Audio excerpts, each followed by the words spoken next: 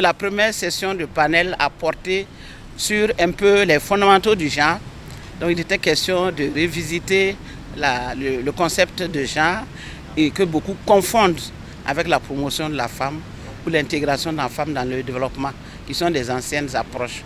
Voilà. Il a aussi été question de diffuser une information importante qui est le schéma technique d'intégration et d'institutionnalisation du genre, qui est en fait une approche et une action voulue par l'UMOA que tous les pays membres de l'UMOA doivent appliquer. C'était bien de parler avec les femmes, de les informer sur ce processus qui va permettre de mieux prendre en compte les questions du genre.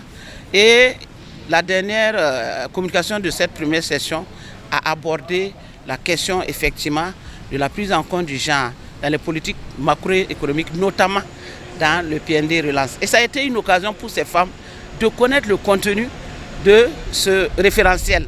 Beaucoup ont dit, elles entendent parler, mais elles ne savaient même pas de quoi il s'agit. Donc, plié par plié, on leur a montré comment les questions de genre, d'intégration, de la prise en compte et des hommes et des femmes a été abordée dans ce référentiel. Donc, vraiment, c'était plus ou moins formateur pour beaucoup.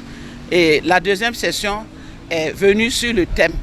Voilà, donc nous avons entendu une présentation qui a été sur une action initiée par Christiane Aid, voilà, qui consiste à un plaidoyer, voilà, qu'il faut faire pour justement une meilleure intégration de ces questions-là, prendre aussi bien en compte les femmes et les hommes, leurs besoins dans les référentiels politiques. Et aujourd'hui, nous avons écouté des communications sur l'évaluation d'un cas, qui est le cas de la politique de gratuité des soins. Et cette communication a relevé et les forces et les faiblesses et les solutions à envisager pour améliorer une politique. Et cette politique, elle est pertinente, mais dans la mise en œuvre, on remarque qu'il y a des difficultés, il y a des incompréhensions.